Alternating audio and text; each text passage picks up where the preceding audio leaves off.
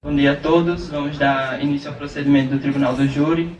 Gostaria de cumprimentar os eminentes membros do Ministério Público, os eminentes membros da Defensoria Pública, todos aqui presentes. Verifico aqui o comparecimento das partes e vou verificar agora se dentro da urna estão as cédulas dos 20 jurados sorteados para comparecerem aqui hoje. E depois farei o sorteio dos jurados.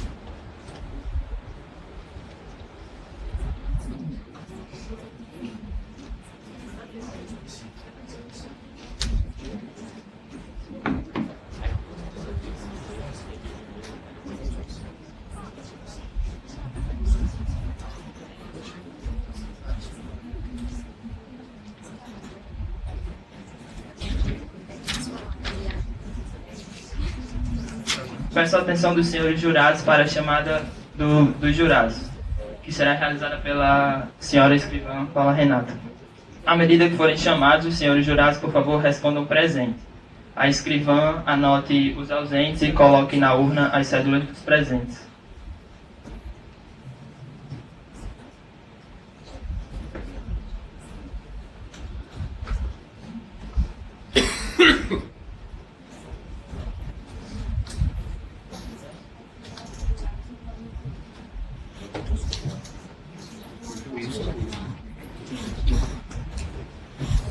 Ana Paula Souza de Oliveira. Presente.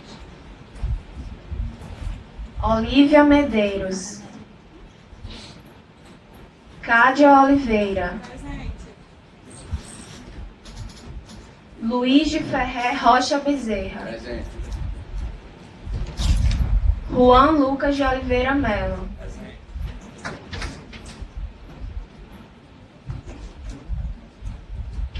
Joana Paula Lopes Pessoa. Jéssica Lopes Bonifácio.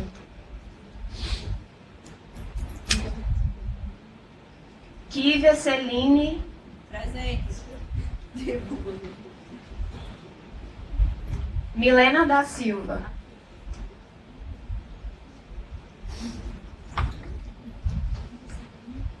Eveni Presente. Lucas José. Presente. Andriele Leopoldino.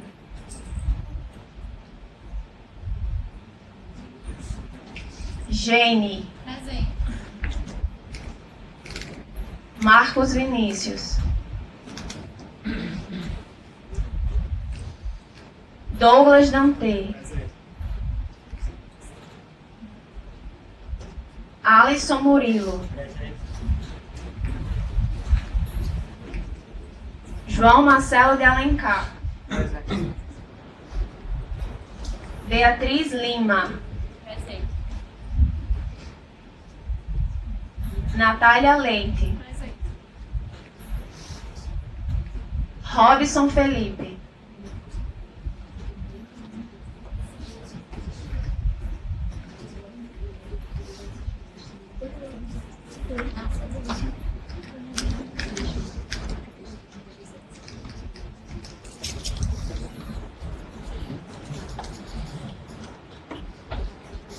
verifico que há a presença do número mínimo legal de jurados, de modo que declaro aberta a sessão. Aos jurados faltosos, aplico desde já a multa de 1 salário mínimo, nos termos do artigo 442 do Código de Processo Penal. Será submetido hoje a julgamento o processo número 3 de 2019, movido pelo Ministério Público do Rio Grande do Norte contra José Matias, pela prática do delito previsto no artigo 121, parágrafo 2º, inciso 2 e 4 do Código Penal, em face de Cosme da Costa Silva, homicídio duplamente qualificado por motivo fútil e utilização de recurso que dificultou a defesa do ofendido.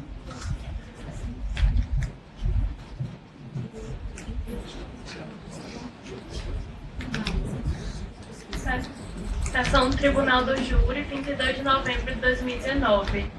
O acusado será defendido pelos defensores Isabela Freire, João Lucas, Salisa Furtado e Gabriel Emílio. O Ministério Público será representado pelos promotores de justiça Álvaro Andrieles, Caio Guilherme, Gentil Augusto e Raimundo Lucas. Não foram arroladas testemunhas. Esse julgamento será presidido pelo excelentíssimo senhor, doutor juiz de direito e presidente do Tribunal do Júri, Francisco Matheus Cavalcante Rezende.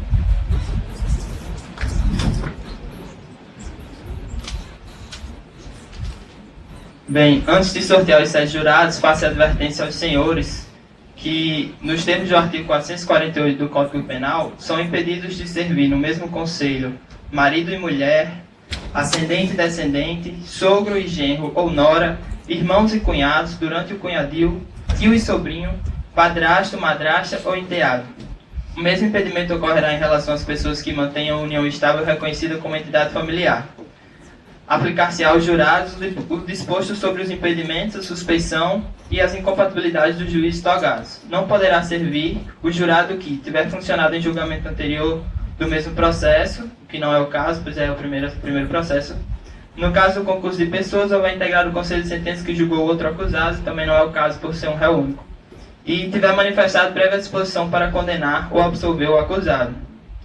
Aqueles que se encontrarem em uma dessas situações, por favor, queiram se levantar. Obrigado. Advirto os senhores jurados que, uma vez sorteados, não poderão comunicar-se entre si e com o outro, nem manifestar sua opinião sobre o processo, sob pena de exclusão do conselho e pena de multa de 1 a 10 salários mínimos. A incomunicabilidade será certificada nos autos pelo oficial de justiça. Vou conferir agora se as cédulas de todos os jurados presentes estão dentro da urna.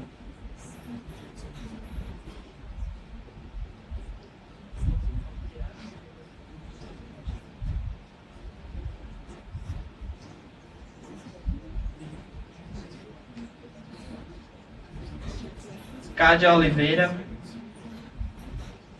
Luíde Ferrer Rocha Bezerra, Kívia Celine Chevalet, Douglas Dante,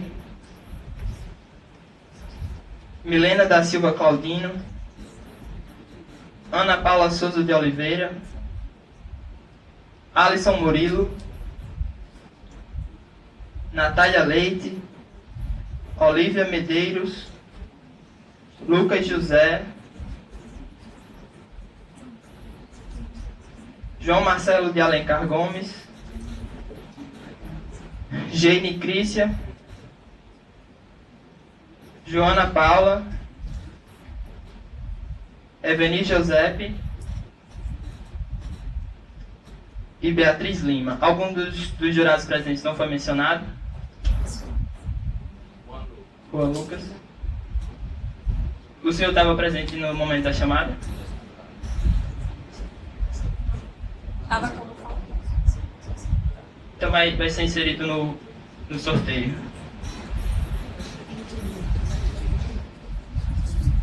Certo, então verificado se todos os presentes estão constantes na urna, vamos proceder ao sorteio do Conselho de Sentença. Eu mesmo irei realizar o sorteio, chamarei os nomes um a um.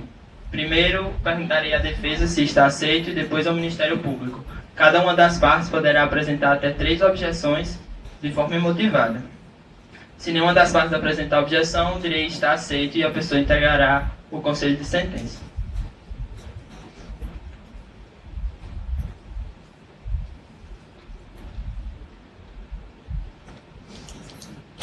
Ana Paula Souza de Oliveira. A defesa aceita? O Ministério Público aceita? Está aceita. Por favor, queira se dirigir a essas 7 cadeiras aqui na frente.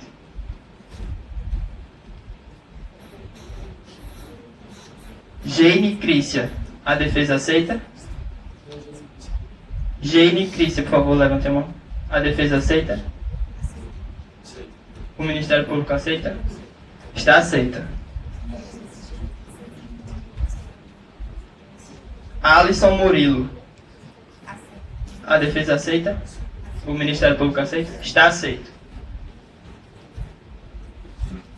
João Marcelo de Alencar Gomes. A defesa aceita?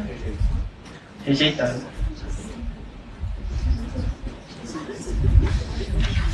Lucas José. A defesa aceita? Aceita. O Ministério Público aceita? Rejeitado. Eveni Josepe. A defesa aceita? O Ministério Público aceita? Está aceito. Luigi Ferrer. A defesa aceita? Rejeita. Rejeitado. Olívia Medeiros. A defesa aceita? O Ministério Público aceita? Está aceita.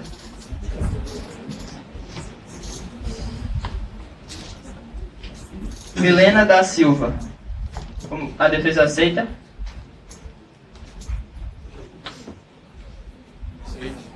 O Ministério Público aceita? Rejeitada. Juan Lucas de Oliveira. Rejeita. Rejeitado. A defesa não poderá mais apresentar rejeições. Joana Paula Lopes. A defesa aceita? O Ministério Público aceita? Está aceita. Beatriz Lima. A defesa aceita? O Ministério Público aceita? Rejeitada. Kívia Celine, como nenhuma das partes pode mais rejeitar, está aceita.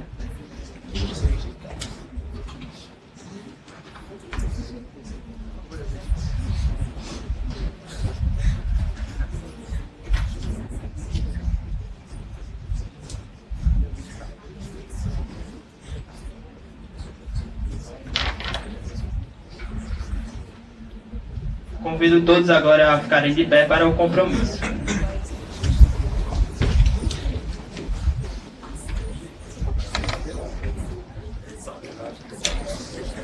Quero pedir aos jurados integrantes do Conselho de Sentença que ergam a mão direita, por favor. Assim que eu ler a exortação, perguntarei aos senhores... Eu lerei a exortação e os senhores ao final me responderão a uma só voz, assim o prometo. Em nome da lei, concito-vos a examinar esta causa com imparcialidade e a proferir vossa decisão de acordo com a vossa consciência e os ditames da justiça. Assim eu prometo. Obrigado, vocês podem se sentar. A oficial de justiça nesse momento irá passar uma certidão de incomunicabilidade e o termo de compromisso que deverão ser assinados pelos senhores.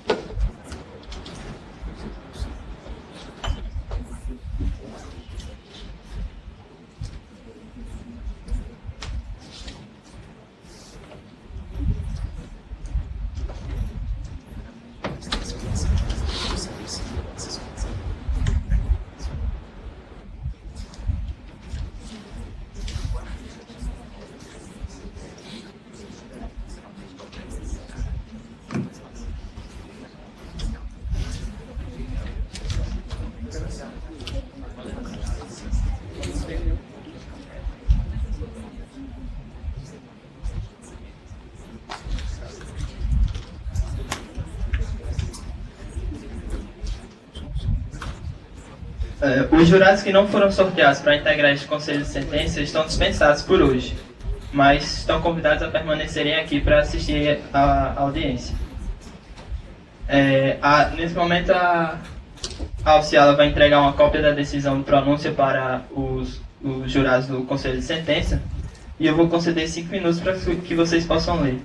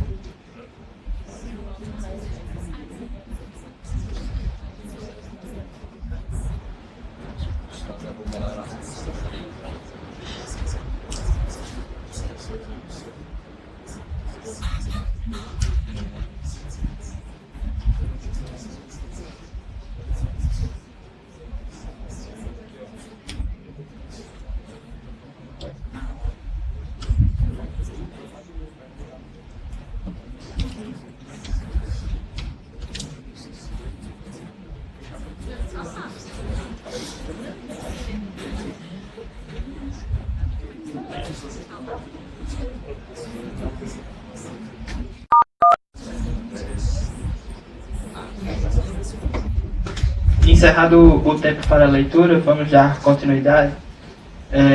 Embora devidamente intimado, o réu, o senhor José Matias, não compareceu à presente sessão. Todavia, o julgamento não será adiado, pois, em conformidade com o artigo 457 do Código de Processo Penal, o julgamento não será adiado pelo não comparecimento do acusado solto, do assistente ou do advogado do querelante, que tiver sido regularmente intimado. Também não existem testemunhas arroladas pela defesa e pela acusação. Então, iremos iniciar os debates.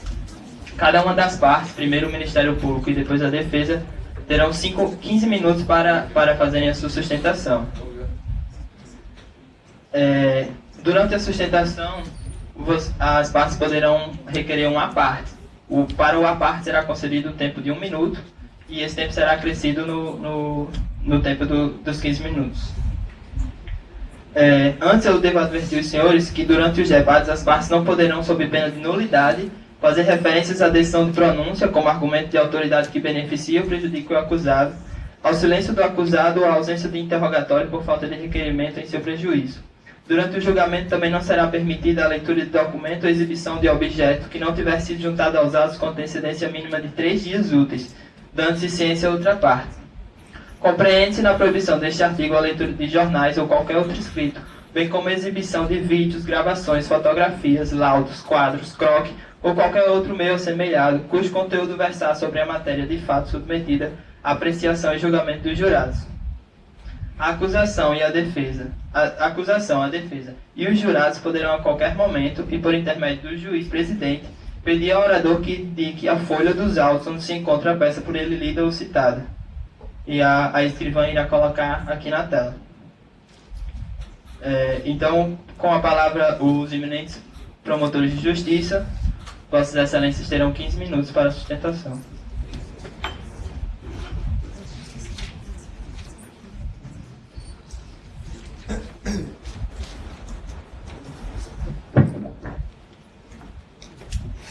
O tempo se iniciará agora.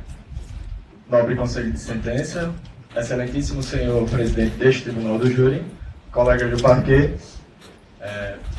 membro da Defensoria Pública, hoje deverá ser o dia que a vida do senhor Cosme deverá ser finalmente válida pela sua família, onde foi ceifada no dia 24 de março do ano de 2012, quando este senhor se encontrava na porta de sua casa, guardando seu material de trabalho de pedreiro em seu carro, e o senhor Peixoto, como consta nas folhas número 4 do inquérito policial, deferiu uma facada do lado esquerdo do seu abdômen, tirando toda e qualquer possibilidade de defesa do senhor Cosme. Tudo, a princípio, começou no dia anterior, dia 23 de março de 2012, no bar do Velho do Porco, no bairro do Pajuçara, bairro este que o senhor Costa residia. Estavam bebendo, esperando encomenda, quando a esposa do senhor Peixoto chegou e sentou-se à mesa junto com eles e começaram a conversar. O senhor Costa é conhecido em seu bairro por sempre ser uma pessoa brincalhona, era conhecido por ser uma pessoa brincalhona, por sempre brincar com as pessoas e por vender os chocolates que sua esposa fabricava. E ao oferecer os chocolates, ovos de Páscoa, era um período que antecedia a Páscoa, ofereceu para a esposa do senhor Peixoto, e este mesmo se sentiu com ciúmes, ficou enciumado. E começaram a discussão. Ao discutirem, o senhor Peixoto empurrou o senhor Costa e começaram a discutir. Este veio por cair e a discussão parou por aí mesmo e foram para casa. No outro dia, quando o senhor Costa estava guardando o seu material, o senhor Peixoto parou o carro, deferiu a facada quando este estava de costas, não permitindo assim a sua defesa, e impediu também que este fosse socorrido para o hospital, colocando o seu carro na frente de onde o seu corpo estava jogado ao chão.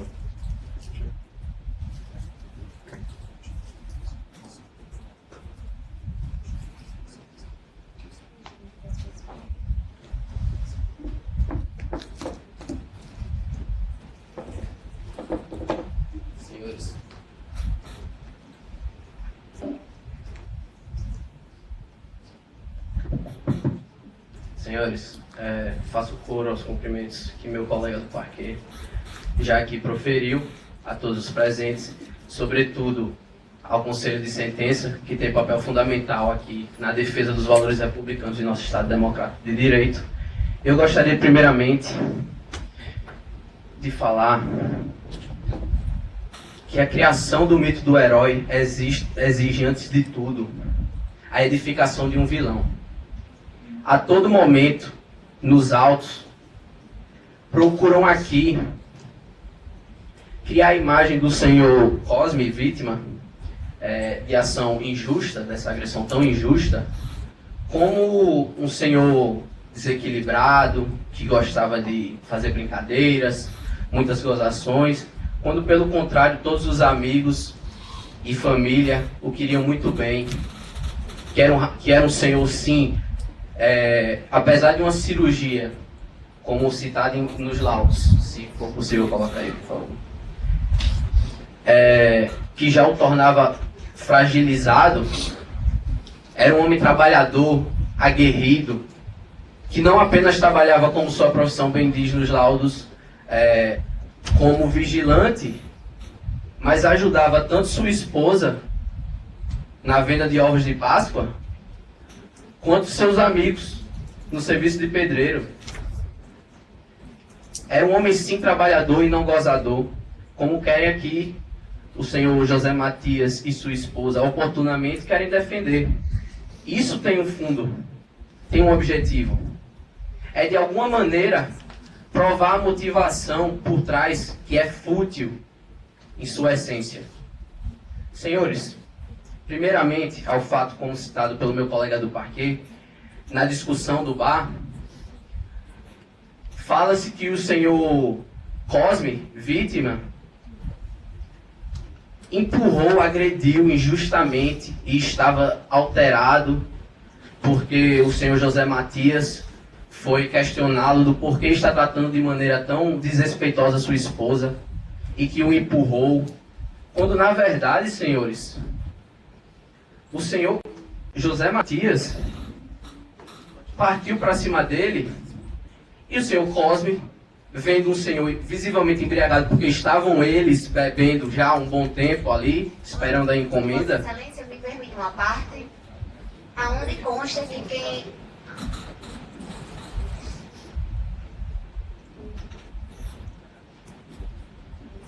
Um minuto.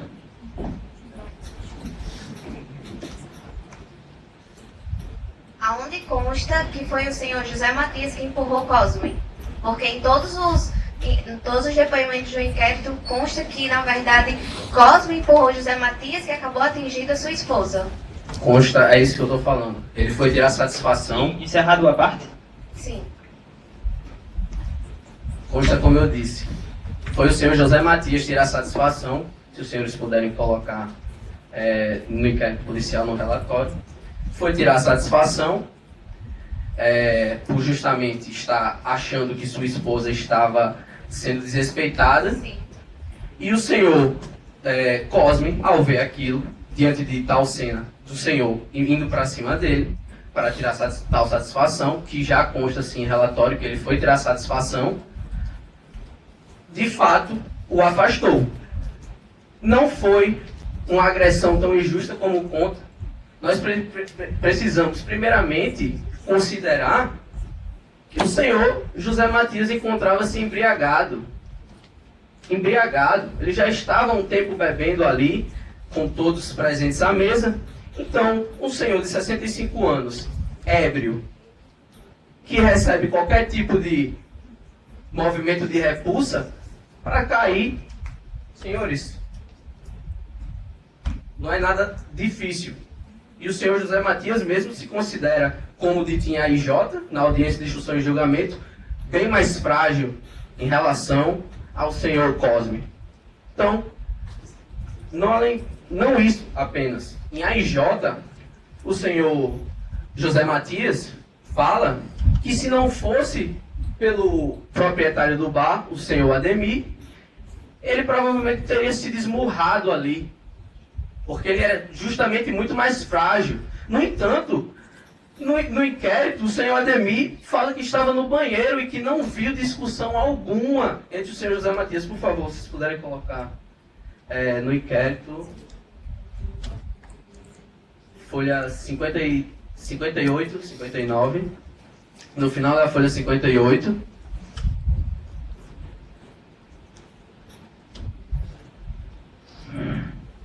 Olha assim.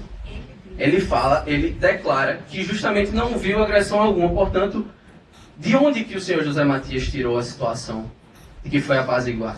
Ele queria, de alguma maneira, criar ali um álibi, uma prova de que o senhor Cosme era desequilibrado e que, se não tivesse chegado o dono do bar, quando perguntado ao declarante se houve confusão, pode descer mais um.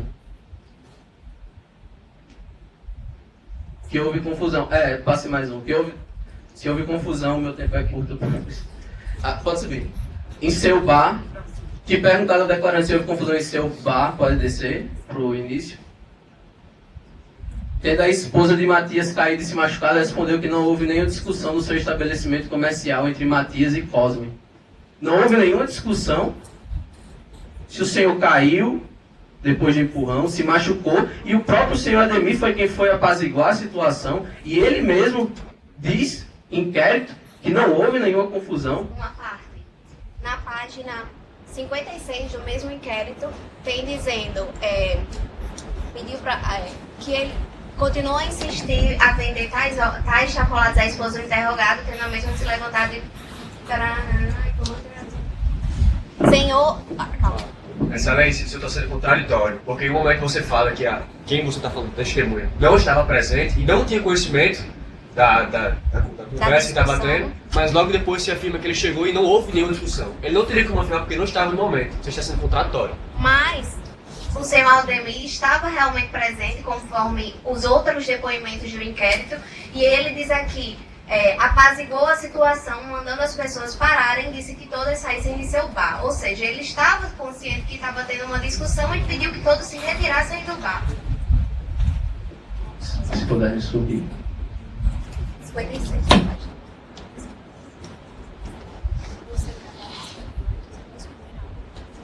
Qual a Senhores. página? 56. Qual a página? Esse aí já foi.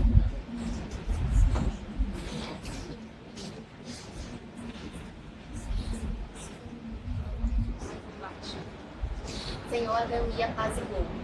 Aí, onde está o rastro? Pode continuar, defesa. Pois bem. O senhor Ademir, em mesmo inquérito, fala que não houve discussão alguma. E esse é o ponto. Certo? Outra coisa, senhores. Depois do ocorrido, o senhor José Matias, ele já pretendia praticar tal crime. Em AIJ, ele mesmo fala, quando questionado sobre o ocorrido, sobre o desrespeito. Cheguei num tom de conversa normal, o Cosme estava tranquilo, ele se enfureceu quando eu pedi que ele... Perdão, li a parte errada. Pronto. Ele fala que ele tinha sido questionado se tinha medo da agressão da noite anterior ocorrer e que ele estava num bar totalmente exposto, sem nada diante de um rapaz muito mais novo, e que depois o dono do bar chegou para apartar, né? E não tinha nem como ele se defender. Ele fala isso. Não tinha como ele se defender. Não tinha justamente a arma do delito, em que ele praticou o delito. O senhor José Matias foi à sua casa, estava em sua casa no outro dia, e sua esposa disse que queria prestar uma queixa, elaborar o BO na delegacia da mulher, e ao invés de ir em direção à delegacia da mulher, o senhor José Matias tomou uma rota diferente para a casa do senhor Cosme, sobre o pretexto de que ele queria procurar as desculpas, procurar algum tipo de retratação, para que não tomasse nenhum rumo inusitado o caso. Portanto, o que aconteceu?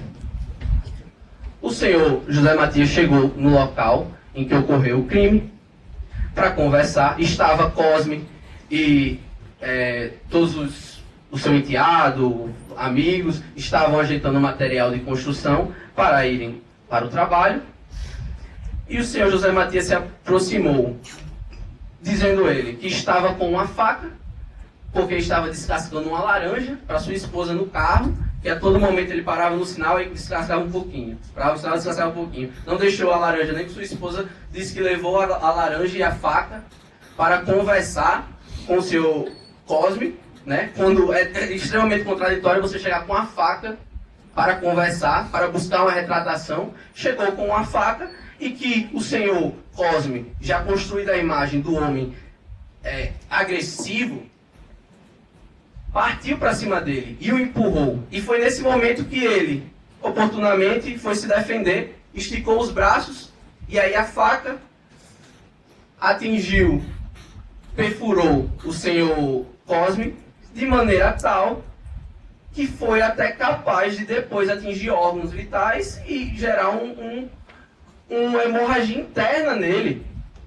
Depois falam aqui que não tinha nem como. Essa hemorragia interna descaracteriza, porque na verdade ele foi morrer 12 horas depois. Não, senhores, não, senhores. Segundo a teoria da equivalência dos antecedentes, que está aqui no artigo 13 do nosso Código Penal, se alguém puder ler rapidinho.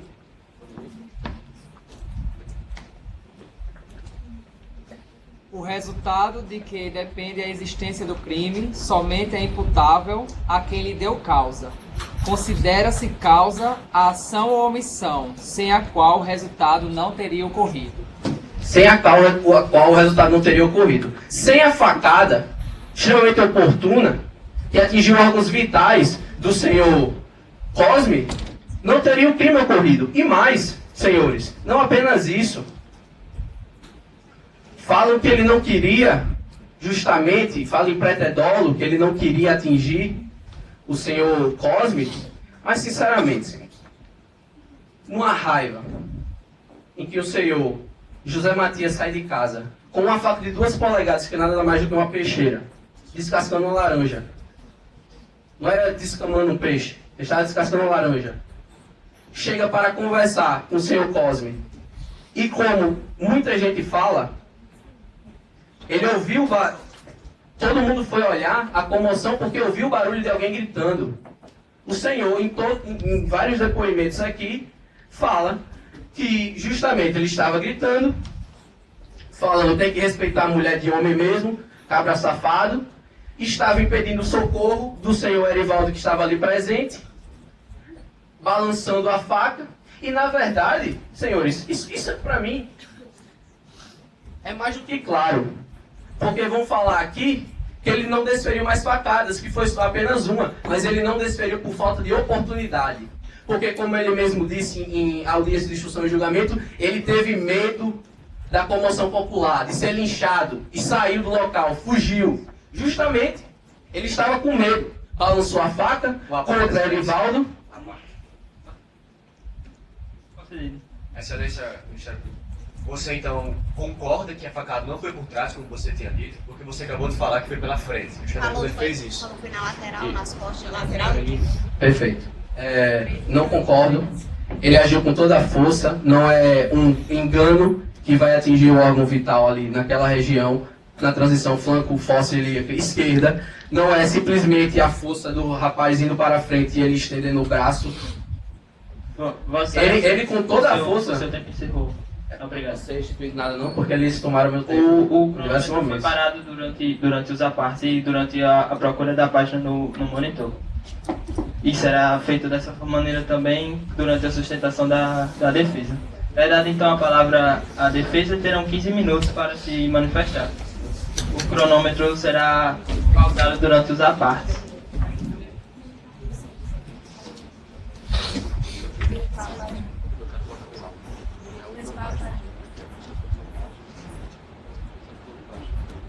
O tempo vai começar a correr.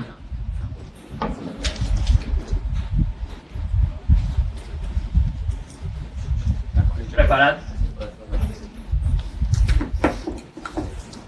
Bom dia. Pode iniciar.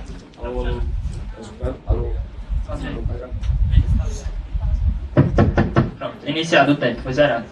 Bom dia. Eu gostaria de saudar meus colegas de defesa, meus colegas do Ministério Público da Acusação, o excelentíssimo senhor juiz-presidente do júri e, por fim, os protagonistas desse momento, os senhores jurados que compõem o conselho de sentença. A todo momento que a fala do Ministério Público se sucedeu, ele fez uma narrativa vil e desvirtuada dos fatos. Há muitos furos em tudo que ele falou. A própria parte, quando ele começa a falar de que a facada teria sido por trás e logo depois ele afirma que foi pela frente, já é um indício disso. Mas antes de iniciar toda a minha refutação ao caso do Ministério Público e demonstrar a realidade dos fatos, é necessário vocês conhecerem quem é José. Quem é a pessoa que hoje vocês irão avaliar sua conduta. José é um senhor de mais de 70 anos, que já está inclusive aposentado e que tem uma união estável há mais de 10 anos também. Ele nunca quis nenhuma confusão com ninguém. E isso é comprovado pelas próprias testemunhas. José era uma pessoa que buscava sempre a paz. Não obstante as testemunhas, ele também nunca teve nenhum inquérito, nenhuma denúncia feita em seu nome. Ele, na verdade, pode gastar o seu réu primário nesse momento. José é uma pessoa boa. Mas vocês podem se perguntar, se ele é uma pessoa tão boa, como ele chegou aqui? Para isso, é necessário vocês conhecerem a história de um dia anterior. No dia anterior, José estava com Cosme e alguns colegas, como de costume, no bar confraternizando. Depois de um tempo, chegou sua esposa, Joana. E assim que ela chegou, o comportamento de Cosme começou a mudar. Mudar como? Cosme começou a se insinuar pela esposa de Joana sob o pretexto de vender ovos. Os que estavam na mesa olharam aquilo porque estavam bebendo e viram, ele está aqui só conversando com ela, tal, pode até ser um pouquinho de chaveco, mas não está acontecendo nada. A questão é totalmente contrária. Ele usou o pretexto de vender ovos, ele falou para os seus colegas que estavam vendendo ovos, mas na verdade ele estava fazendo umas insinuações sexuais para a esposa de José. Ele chegou e começou a falar que ela precisava de ovos que ele possuía do tamanho de um Maranhão. Maranhão é um falo. Ele falava que José talvez não desse conta dela e que ele poderia ter. Com isso, ele conseguiu 3 coisas. Ele conseguiu assediar a esposa de José, conseguiu abalar moralmente José em frente aos seus colegas e conseguiu criar um óbice daquele relacionamento. José, então, não viu outra alternativa do que senão conversar com ele naquele momento. E é aqui que eu vou usar boa parte do que o Ministério Público falou. O Ministério Público falou que José seria esmurrado, e eles assumem isso falando que ele seria uma pessoa já fraca. Portanto, vocês conseguem perceber a diferença de força entre José e Cosme. Cosme era 20 anos mais novo que José. Cosme empurra José, José cai por cima de sua esposa, machuca sua esposa, chega o dono do bar nesse momento e decide apartar a briga. Fica um tempinho lá e todo mundo vai para sua casa. À noite, o casal fica remoendo tudo aquilo que foi acontecido. Todo aquele abalo, todo aquele assédio. E a mulher Joana fala para José, olha, eu acho melhor a gente denunciar na delegacia da mulher. Eles então dormem, chegam no outro dia, e eles pensam, vamos lá. Sendo que antes de ir, José pensa, nossa, eu conheço Cosme, conheço as pessoas que estavam lá, imagine os impactos desse boletim de ocorrência, os impactos de uma possível denúncia na nossa comunidade. Isso iria não só abalar nós mesmos, mas também com todos os nossos amigos. Ele pensa, antes é melhor então pedir uma desculpa, pedir que Cosme se desculpe com minha esposa. E aí então eles vão. Durante o caminho, ela fala, ô José, corta aqui a laranja pra mim. A laranja não é tão importante, mas só porque eles falaram eu vou demonstrar como é que ela chegou nesse caso. José então estava dirigindo, ele pega a faca e a laranja. Ele fala, olha, eu estou dirigindo, segura a laranja. E ele inconscientemente segura a faca. Eu queria queria fazer um questionamento para vocês jurados.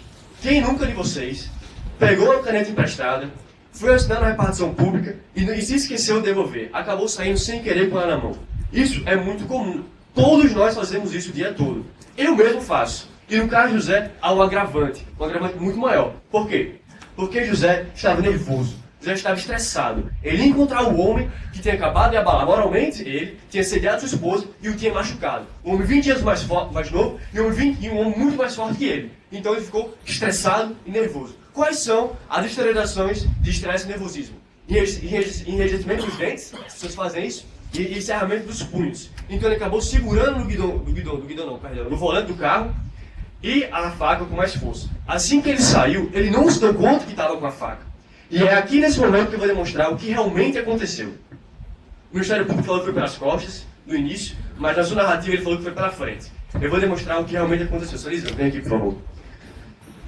José encontra Cosme e Erivaldo. Os únicos que estavam presentes na cena. Não tinha mais ninguém, como eles falaram. José vai em direção a Cosme, que estava colocando ferramentas.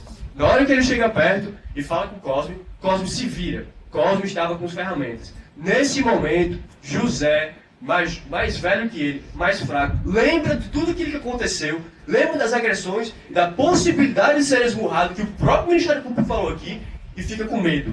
Então, olha a tese do Ministério Público, como seria a facada no caso dos autos. Ele não falou isso, mas eu vou demonstrar como foi no caso dos autos. No caso dos autos, a facada seria assim. Sendo que ele estava num carro e tinha um capô. Como ele iria passar pelo capô?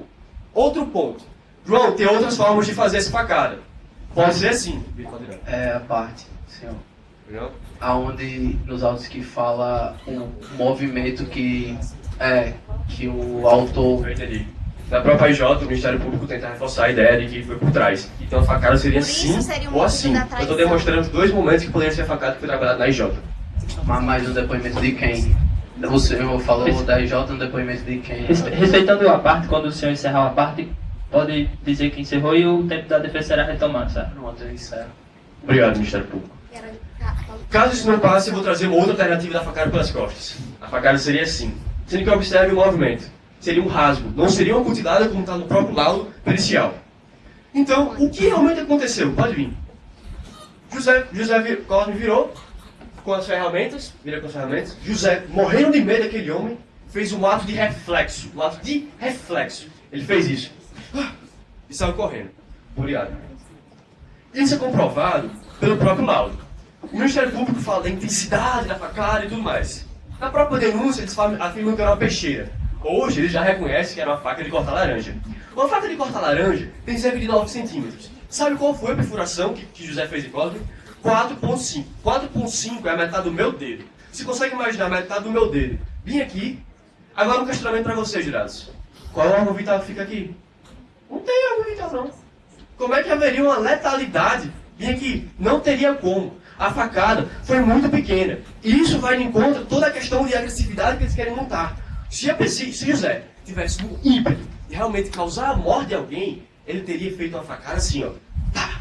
Ele teria enfiado muito mais do que 4,5 centímetros. Sendo que foi só até a metade. Por quê? Porque foi um ato de reflexo. Isso aqui eu quero demonstrar para vocês uma coisa. No mundo jurídico, eles demonstraram o vale médico para vocês, sendo que eu vou demonstrar uma teoria que se aplica com certeza nesse caso. É a ideia de legítima defesa putativa. Como seria isso? Uma pessoa que achava que estava sendo uma iminente ameaça do seu direito, por achar que estava tendo ameaça do seu direito, decide se defender de meios moderados. Foi exatamente isso que aconteceu. José imaginou que Cosme estava com as ferramentas, queria apanhar de novo naquele dia, e ele usou de um alto reflexo.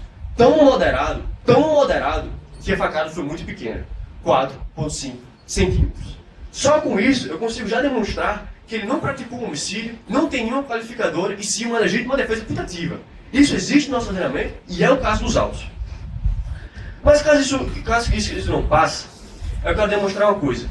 Eles querem falar que o tempo todo ele quis assassinar, sendo que ele não quis. Se a pessoa quisesse assassinar alguém, ela teria agido com uma faca muito maior, teria atingido um órgão vital de verdade, teria feito uma facada no tórax, no pescoço, na cabeça, mas ele não fez. E ainda que a gente aceite que ele queria matar, como alguém mata uma pessoa com uma facada de 4,5 centímetros abaixo do bucho? Essa é a região flanco-facílica esquerda. E agora, só uma coisa para demonstrar como que eles falaram não é verdade. José era destro. Se ele realmente atacou pelas costas, volta aqui rapidinho para você. Rapaz, aonde disse que ele é destro? Ele falou com a gente, já falou com a gente na nossa defesa e ele falou que era destro. Respeita o abate, por favor. É que em nenhum momento fala sobre ele ser destro e tal nos autos, e assim, acho que é importante que isso tenha sido se levante, porque é material para o crime, assim, é de extrema importância. E além do mais, o que não está nos autos não está no mundo, é um brocado jurídico, então tipo, acho que seria importante. Ele conversou com a gente, mas é irrelevante. Encerrado o abate? Sim. O tempo está retomado. Só para refutar o que ele falou, a defesa pode inovar durante o tribunal do júri, e nós conversamos sim com o nosso cliente, nosso defensor, nosso defensado, e ele falou que era destro. E aí, por que é importante falar que ele era destro? Porque se a facada tivesse feito realmente pela forma de trás, coisa que eles já disseram que não foi, a facada teria sido na região direita. Sabe onde é o lado esquerdo? Levanta a mão. Tá entendendo? Tá vendo como não tem lógica o que eles estão falando? Muito obrigado.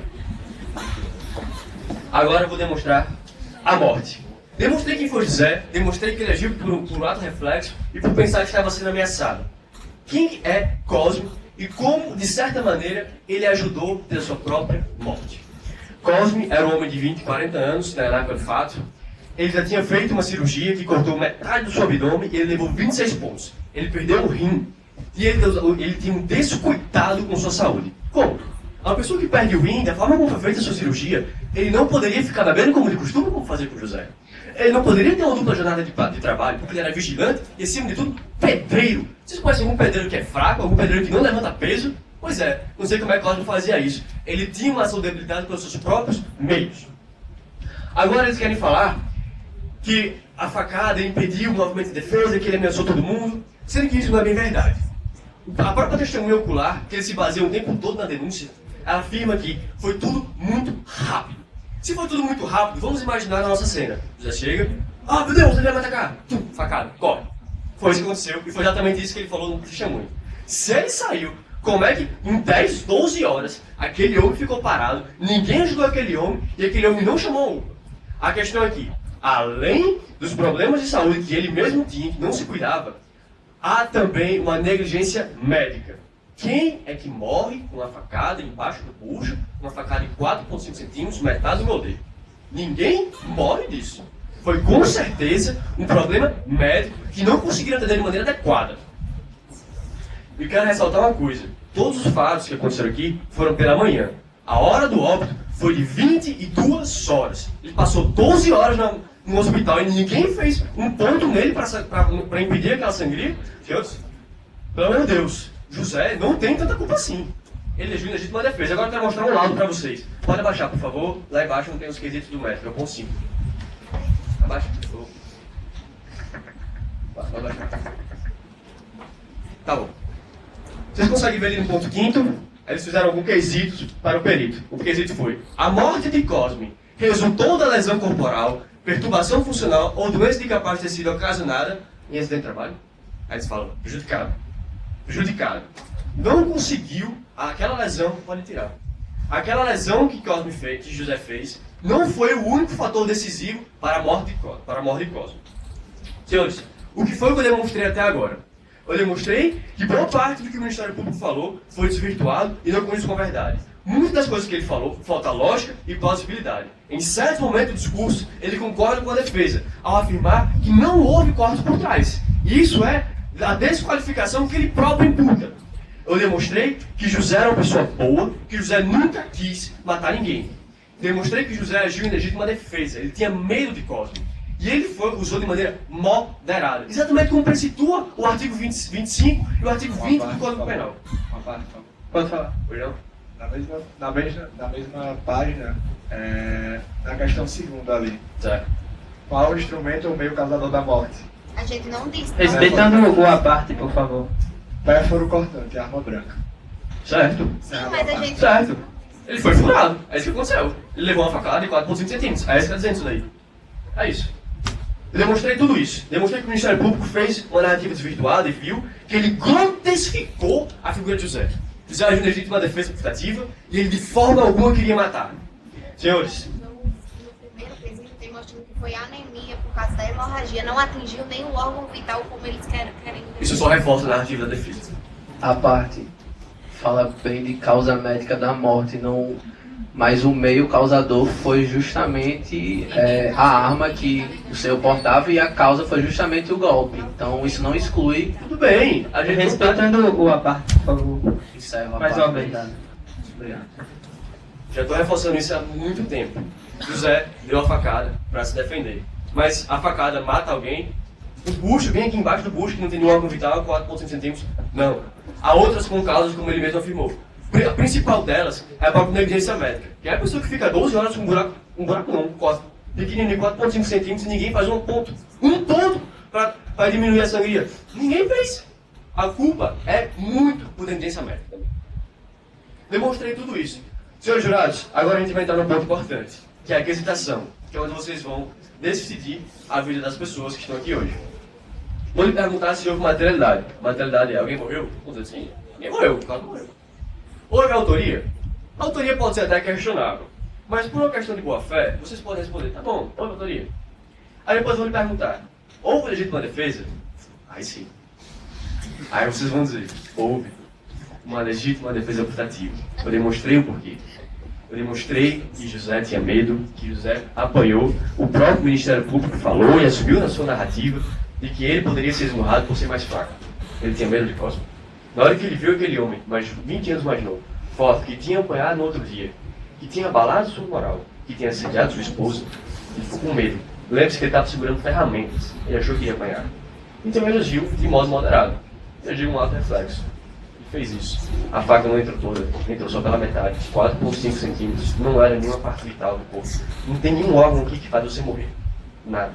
Tanto é que ele durou 12 horas. E ninguém fez um ponto nesse homem. Pelo amor de Deus. Mas, caso isso não passe, vamos perguntar se vocês absolvem. Senhores, por clemência, José deve ser absolvido. Ele já tem mais de 70 anos. Ele vai passar o resto da sua vida numa cadeia. Ele nunca teve nenhum antecedente criminal. Ele é uma pessoa boa, aposentada, nunca quer nenhuma briga com ninguém, nenhum conflito. Isso não sou eu que está falando. As testemunhas do caso, na própria IJ, o próprio depoimento, falam que ele era uma pessoa que nunca tinha nenhum conflito. Não é justo que ele vá para a cadeia, até porque ele mesmo já sofre diariamente. Tempo encerrado, Excelência. Obrigado. Posso só concluir? Não, o tempo está encerrado. Tá bom, muito obrigado.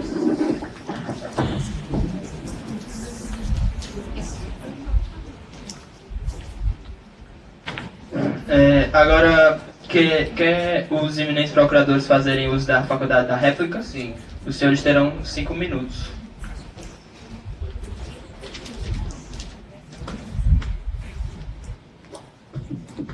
Senhores, não sei se é notícia dos advogados de defesa, mas no laudo, quando ele fala em extensão, não é profundidade, é a abertura do corte. Então ele fala a todo momento de 4,5 ou de 45 milímetros, como se fosse a profundidade. Outra coisa, depois que o atual presidente da República sofreu uma facada, muitos médicos vêm falando justamente que nessa região é muito difícil, extremamente difícil você auferir a profundidade da facada, porque a pele retrai. É um mecanismo de defesa para impedir justamente a hemorragia. Mas o que aconteceu? A hemorragia interna, justamente porque o sangue vai escorrer justamente para a região de menor pressão. Então, Excelência. Então você quer dizer que não houve uma facada que perfurou, então foi só um rasgo superficial na pele, portanto ele não teria nenhuma hemorragia por causa disso, nem teria atingido nenhuma víscera dele? Não sei, eu nunca falei isso, porque primeiro... Encerrou? Está encerrado a parte. Porque primeiramente a facada ocorreu, foi pelas costas como vocês, e eu falei que foi pelas costas como vocês, vem tentando deturpar em meu discurso. E porque primeiramente o senhor, como no depoimento de Erivaldo, estava colocando o carro de mão no carro. E estava com a ajuda de Erivaldo, ele estava nessa posição. Nessa posição, o local, o quadrante que foi atingido está exposto. Está exposto. Quando ele chega pelas costas, e como você mesmo fala, né, não houve nem a tentativa de diálogo. Não houve. Então não houve nem a agressão. Então ele simplesmente virou, ficou com medo da aura do senhor Cosme, desferiu a facada, ameaçou os outros, porque foi isso que chamou a atenção da população, porque houve, como foi relatado, escutaram gritos, e aí sim ele se evadiu do local, com medo de ser linchado.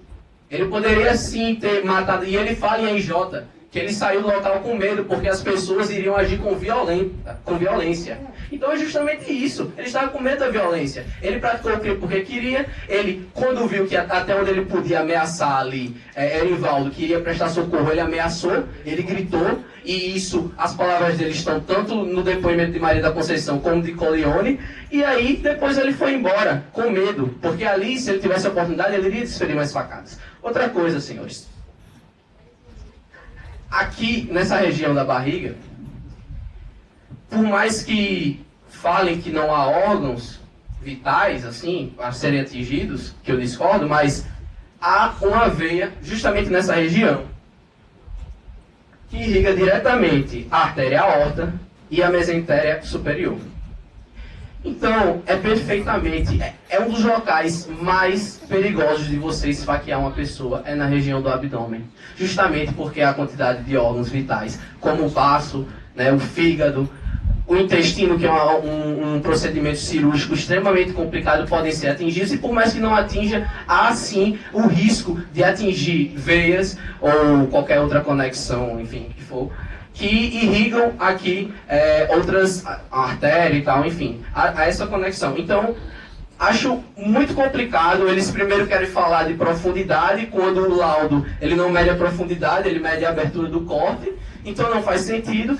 Depois eles querem falar de auferir a profundidade, quando na verdade a profundidade é muito difícil de auferir, justamente pelo mecanismo de defesa da pele. Então, falam todo momento que faltou coerência no discurso do Ministério Público, mas aparentemente os senhores, nem para interpretar o laudo médico, que é prova objetiva, fizeram com... não, justamente. O golpe foi sim por trás, não foi a aura, e se foi a aura que isso invalide essa legítima defesa, porque ele estava portando uma arma branca, uma faca peixeira, e foi em direção, se aproximou, se ele tinha medo, se aproximou de Cosme numa distância razoável para desferir a facada. Então, eu insto para que os senhores reconheçam o homicídio doloso, o dolo, o animus necandi do autor do crime na prática dele, e que também não caiamos nessa dicotomia que só esvazia esse debate, que é a dicotomia entre o bem e o mal.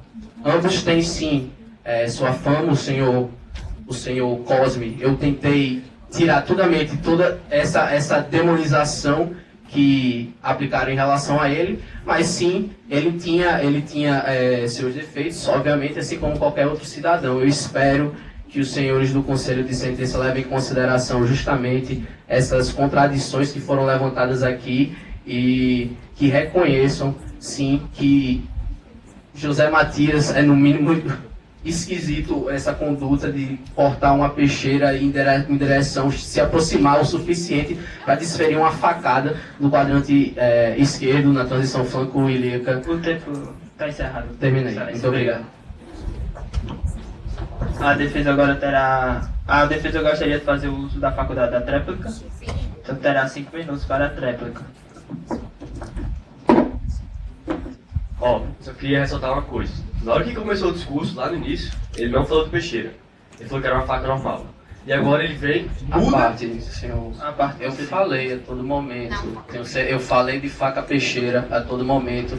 E eu falei justamente que era muito estranho ele estar com a faca peixeira descascando uma laranja. E eu falei, inclusive, citei o relatório do inquérito policial, produzido pela autoridade policial, que fala em faca peixeira, faca de 2 polegadas, foi como eu falei também. Na audiência de instrução, todas as testemunhas foi mostrada pela defesa uma imagem de uma faca comum e uma faca peixeira, e todas elas identificaram que não se tratava de uma faca peixeira, mas de uma faca comum de cozinha. Então não se tratava de uma peixeira e foi reconhecida por todos. O que ela falou é muito verdade. Em toda a audiência de instrução e julgamento, a gente perguntou qual era a faca. E todos eles afirmaram que era uma faca de 12 polegadas. 12 polegadas é esse daqui. Aonde que isso é uma peixeira? Outra coisa, se realmente tivesse sido uma peixeira, e fosse a intensidade que eles estão falando, que eles estão dizendo que é, seria feito só um corte de 4,5 centímetros, uma peixeira desse tamanho. Se eu pegasse uma peixeira e fizesse isso, ia ser um corte de 4,5 centímetros, ou seria um corte muito maior. Percebe que não tem plausibilidade lógica o argumento que ele traz? Agora, eu acho que ele está contradizendo justamente o laudo, porque, como foi dito, já exposto aqui, é a extensão, não é o comprimento da faca. Então a extensão é de 5 centímetros. Imagina uma faca de cozinha com a grossura de 5 centímetros, senhores. 45 milímetros você converte 4,5 centímetros. É o que eu estou falando. 4,5 centímetros. Grossura desse. A defesa, por favor, respeite a parte. É a última vez. Encerrado. Pode continuar. 4,5 centímetros, toda a audiência de instrução e julgamento falou que era uma faca pequena. E aqui também eles não afirmam no laudo pericial que a faca seria uma faca de peixeira. O único momento que ele afirma que foi uma faca de peixeira em todo o inquérito é por meio da única testemunha que estava lá, que fosse o Orivaldo. Durante a audiência de instrução e julgamento, ele não conseguiu confirmar que era uma faca de peixeira.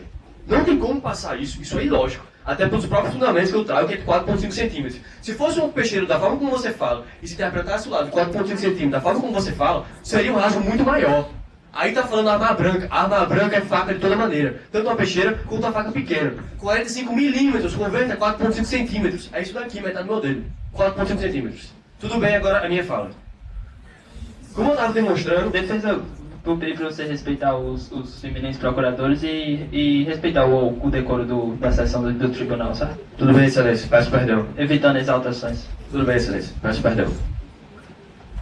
Eles afirmam que foi nas costas, sendo que eu já mostrei que não tem como ter sido nas costas. Seja pelo movimento que foi feito, seja porque José era destro. Se ele fosse destro e fosse pelas costas, a região da facada seria na parte direita, não na parte esquerda. O ônibus Perdão, mas a todo momento você está querendo deturpar o meu discurso para, de alguma maneira, enganar o conselho de sentença aqui, senhor. Eu não falei que foi nas costas, eu falei que foi pelas costas e sim, em movimento circular atingiu a região do golpe aí que ocasionou a morte. Excelência, você pode voltar aqui, por favor? Olha o movimento que eles estão falando. Analisa, né, que eu sou lado esquerdo. Olha o movimento que seria. Como é que seria 4,5 centímetros se fosse uma peixeira, né, mais por cima? Você consegue ver como é implausível, como é ilógico isso? O que aconteceu? José Matias estava guardando Cosme estava guardando as ferramentas quando foi abordado por José. Quando ele virou com uma marreta na mão, Eles viu aquela cena dele virando com um instrumento e se sentiu ameaçado. E ele só fez isso. Concedido. Aonde nos autos? Ele estava guardando. Respeita Ele estava guardando ferramentas do serviço na mala do carro. Não foi isso que estava nos autos? Guardando as ferramentas. Então, quando ele virou com a uma ferramenta na mão. defensora Salles, por favor, falar no microfone. Nos autos tem dizendo que ele estava guardando, no momento, ferramentas no carro. Então, quando ele foi abordado, ele estava com as ferramentas na mão. Quando ele virou e José Matias viu aquela cena dele virando com uma ferramenta na mão, o que é que ele pensou? Que ia ser atacado. Então, ele só, por instinto, deu uma cutilada, uma única cutilada, como forma de defesa, e viu aquilo que não era o resultado dele que ele pretendia, porque o que ele queria era somente apaziguar e se conciliar, pedir desculpas que para ele bastaria, e viu aquilo que não era o resultado que ele queria, ficou nervoso e realmente saiu, porque ia ser interpretado uma coisa que ele não queria. Ele, a todo tempo, tentou ajudar no processo, compareceu voluntariamente à delegacia, ele não negou nada disso, ele só disse que a intenção dele nunca foi de matar, porque afinal era um amigo dele que ele confraternizava semanalmente no bar ou em outras coisas, e não era a intenção dele jamais matar, mas apenas se defender. Então... A parte.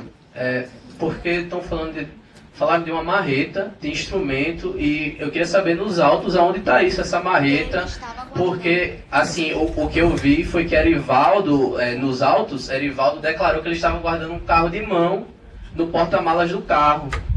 Então, de onde ela tirou, justamente... não, ele estava alocando o local, mas nada fala que ele virou com uma marreta. E outra coisa, falam, inclusive, em AIJ, que primeiramente... a vítima havia recusado o pedido e havia partido para cima. Agora os senhores falam, né, o que não está nos autos. Óbvio. Tudo que eles estão falando, de que na audiência de instrução foi isso, aquilo, outro, é meia verdade. O que aconteceu é que realmente ele estava guardando suas ferramentas e ele virou com as ferramentas. Se era uma marreta, se era outra coisa, se era uma ferramenta de apertar a boca, não importa. A questão é que ele estava com alguma coisa na sua mão.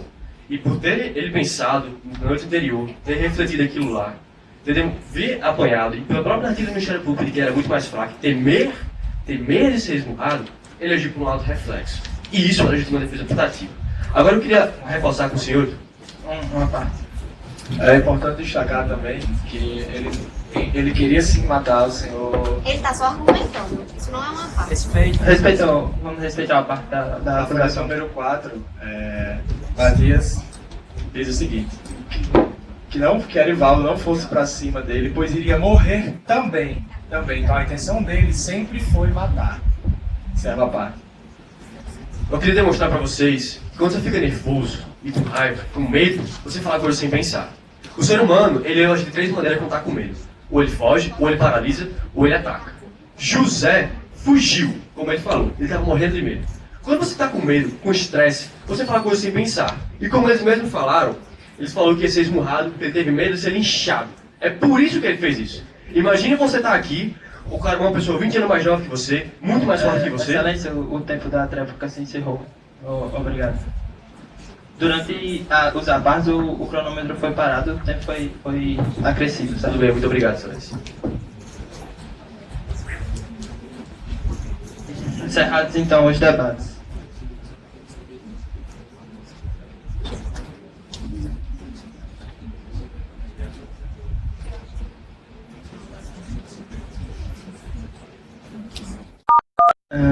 Os senhores jurados, integrantes do Conselho de Sentença, vocês estão aptos a julgar ou vocês gostariam de fazer algum esclarecimento? O esclarecimento deve ser direcionado a mim, peço que as partes respeitem esse procedimento, e eu mesmo esclarecerei. Caso necessário, se o julgar necessário, eu posso conceder 30 segundos para cada uma das partes, para tentar esclarecer. Não vai ser concedido a parte, certo? Durante os esclarecimentos, vamos tentar respeitar o tempo de cada um, para não ficar mais de uma pessoa falando por vez. Os jurados têm algum esclarecimento a fazer? Por favor. Eu gostaria de esclarecer vossa... Só um segundo. Será que o microfone consegue chegar lá nos jurados? Alguém fala, por gentileza? Acho que não chega não.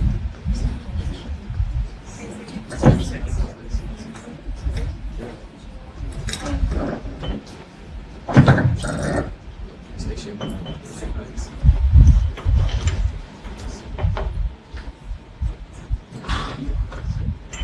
Pronto. Foi. Bom dia a todos, cumprimento a toda a defesa do senhor juiz.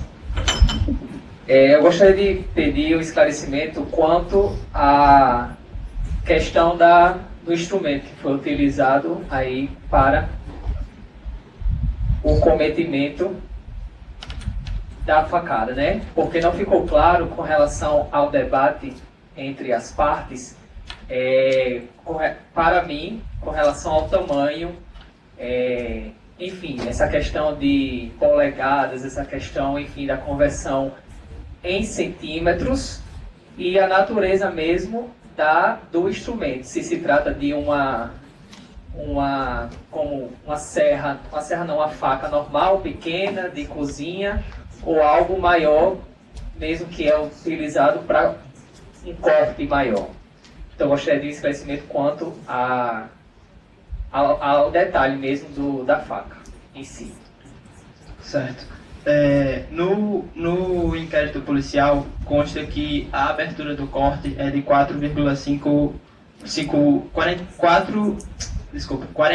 milímetros, 4,5 centímetros. E o inquérito policial também menciona que foi utilizada uma faca peixeira. No entanto, não deixa claro se a faca é de serra ou não. Mais algum esclarecimento? Os jurados estão aptos a julgar?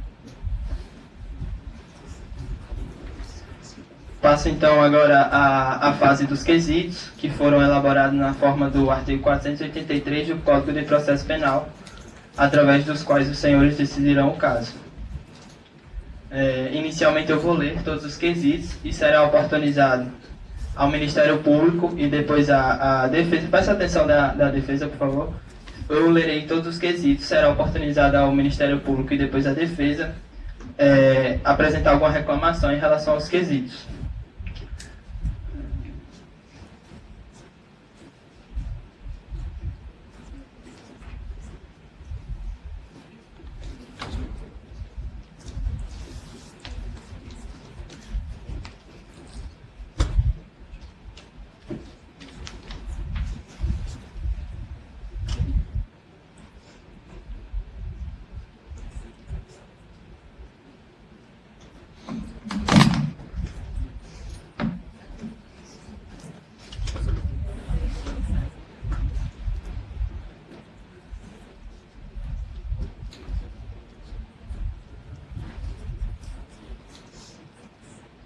Vou então passar a ler os quesitos.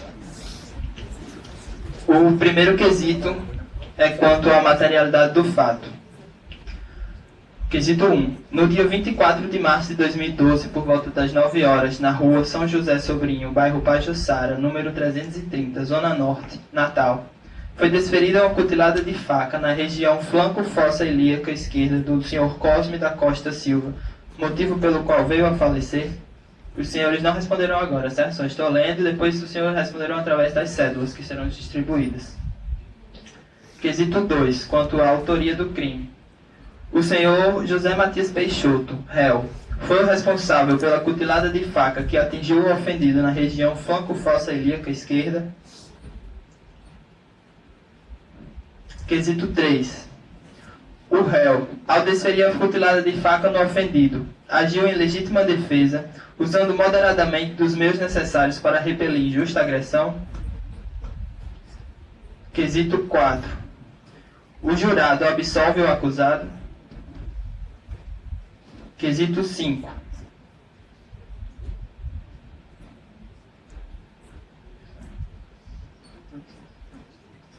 Os jurados consideram que o crime foi cometido de modo a dificultar ou impossibilitar a defesa da vítima.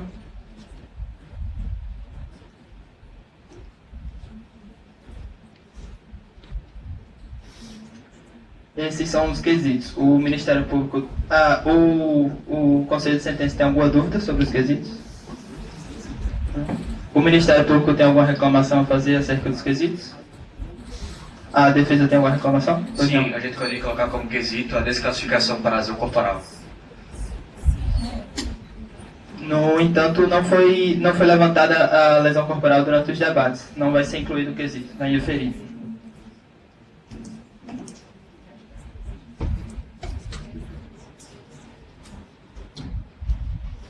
Neste momento, solicito que o público se retire da sala, já vista a ausência de uma sala secreta, permanecendo na sala apenas os membros do Ministério Público, da Defensoria e os jurados integrantes do Conselho de Sentença. O Conselho de Sentença, peço atenção de vocês, a votação será feita da seguinte maneira. Cada um de vocês receberá 2 cédulas, uma com um voto sim e uma com um voto não. Eu lerei os quesitos e a escrivã, Paula Renata, passará com a urna, onde vocês depositarão o voto de vocês, sim ou não. Em seguida, a oficial de justiça, Rafaela, passará com outra urna, onde vocês descartarão a cédula que não se refere ao voto de vocês. Então, primeiro vocês vão depositar a cédula que é referente ao voto, e depois vocês vão devolver a outra cédula, certo? Após a leitura dos quesitos e vocês estando com as cédulas nas mãos, eu vou pedir que vocês mostrem as 2 cédulas, para todo mundo ver que cada um de vocês está com uma cédula 1 e com uma cédula sim e com uma cédula não. Alguma dúvida quanto ao procedimento? Não? Podemos começar? As cédulas serão distribuídas.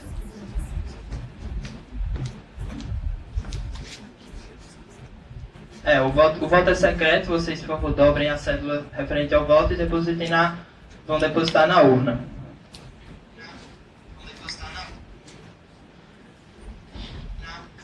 Durante a contagem dos votos, identificado que existem 4 votos para sim ou 4 votos para não, a contagem será encerrada e passaremos ao próximo quesito, tendo visto que quando tiver 4 votos para um sim ou para não, já terá alcançado a maioria.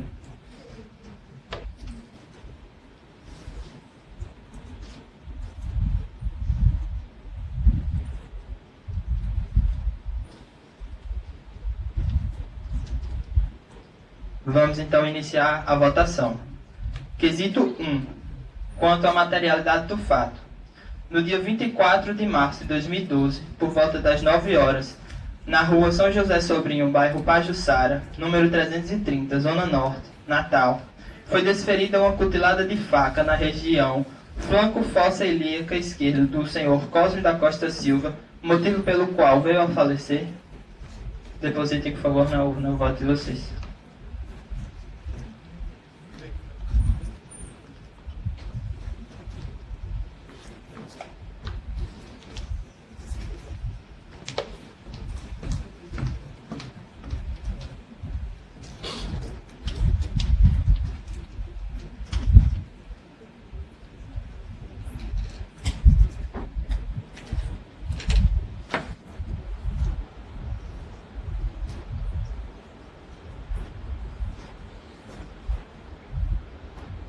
Primeiro voto, sim. Segundo voto, sim. Terceiro voto, sim. Quarto voto, sim. Alcançada a maioria, encerro a contagem deste quesito.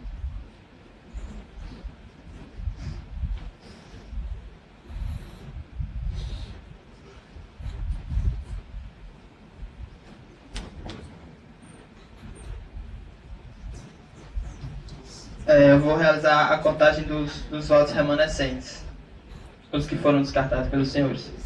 Primeiro, não. Segundo, não. Terceiro, não. Quarto, não. Alcançada a maioria, também encerro a contagem dos votos remanescentes.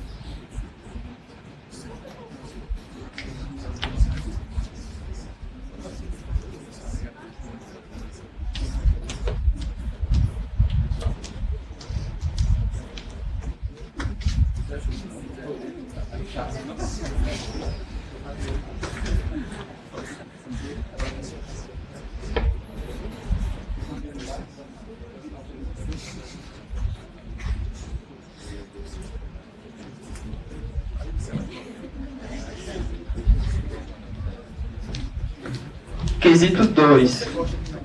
Quanto à autoria do crime. O senhor José Matias Peixoto, réu, foi o responsável pela cutilada de faca que atingiu o ofendido na região flanco fossa ilíaca esquerda. Podem depositar os votos.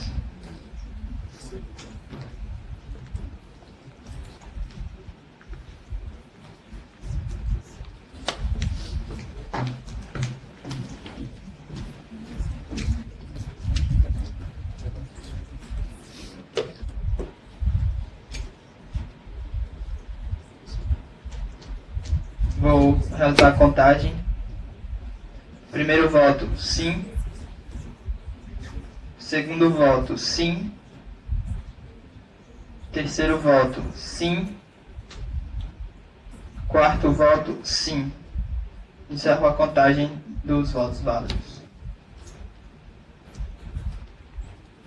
E a contagem dos votos remanescentes. Primeiro voto, não. Segundo voto, não. Terceiro voto, não. Quarto voto, não. Encerro a contagem dos votos remanescentes. Vamos agora ao terceiro quesito.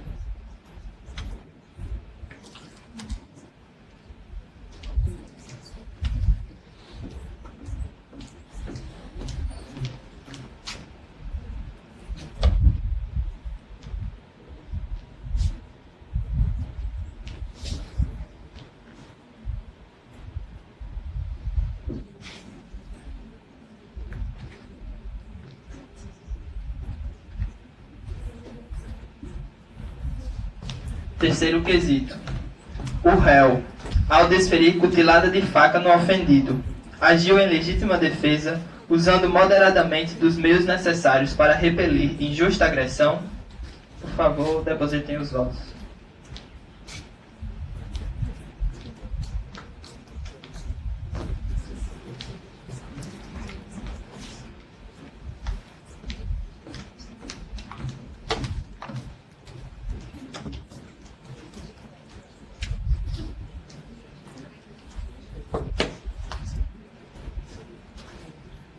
Vou passar a contagem dos votos. Voto 1, não. Voto 2, não. Voto 3, sim. Voto 4, não. Voto 5, não. Alcançada a maioria de votos não, encerro a contagem dos votos válidos.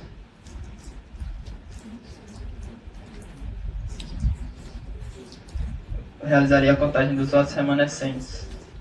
Voto 1, sim. Voto 2, sim. Voto 3, sim. Voto 4, sim. Encerro a contagem dos votos remanescentes.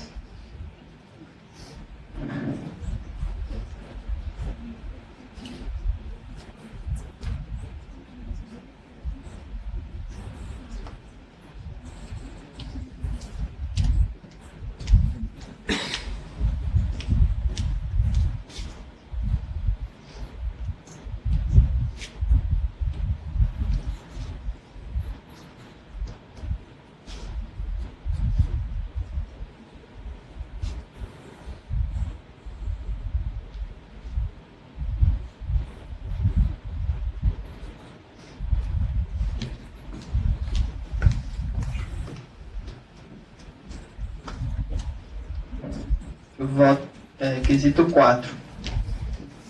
Os jurados, por favor, mostrem as cédulas, se estão cada um com sim ou não.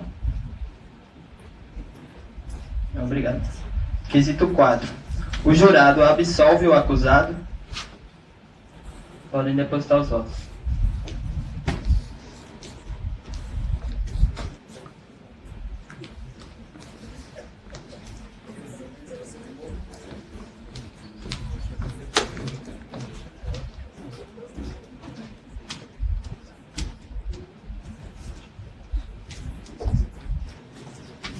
Vou realizar a contagem.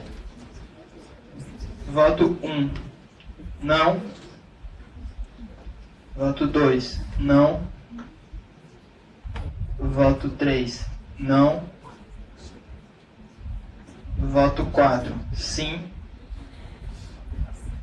Voto 5, não.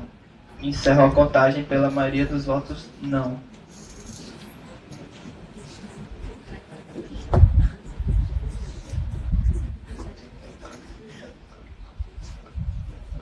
Contagem dos votos remanescentes. Voto 1, sim. Voto 2, sim. Voto 3, não. Voto 4, não.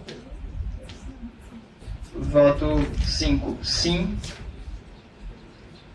Voto 6, sim. Maioria de 4 votos sim para os votos remanescentes. Cédulas remanescentes.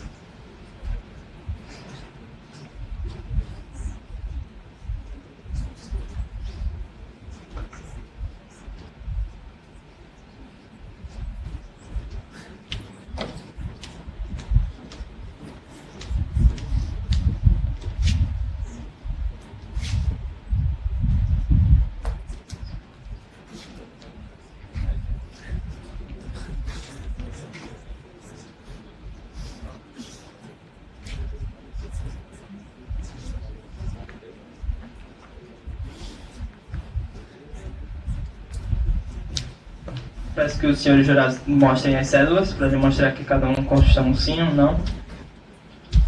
Obrigado. Quesito 5. Os jurados consideram que o crime foi cometido de modo a dificultar ou impossibilitar a defesa da vítima. Podem depositar os votos.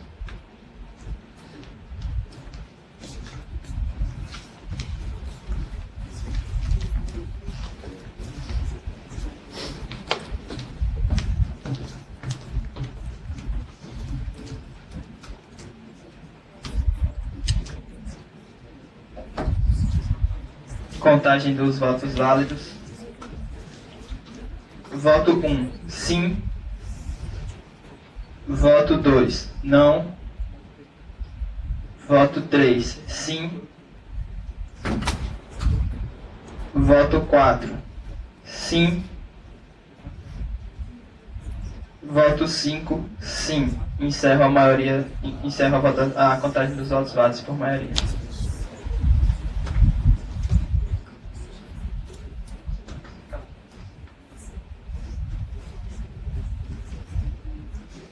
Contagem dos votos remanescentes, das cédulas remanescentes. Voto 1, não. Voto 2, sim. Voto 3, não. Voto 4, não. Voto 5, não. Maioria de não para os votos de descarte. Encerrada então a votação dos quesitos.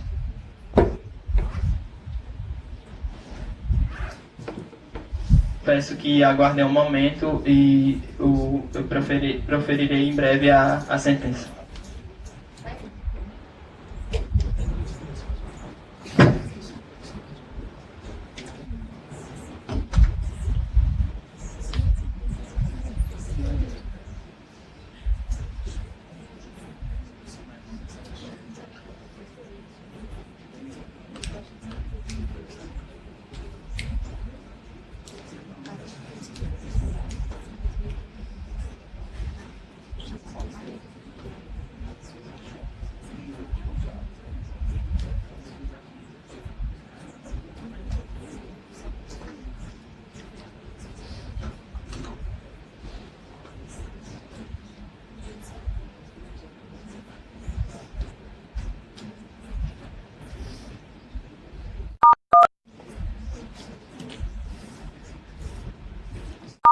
Pessoal, vamos retomar o procedimento.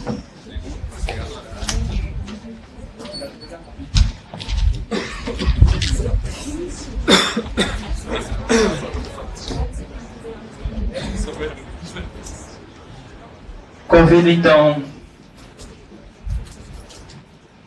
então todos a ficarem de pé para a leitura da sentença.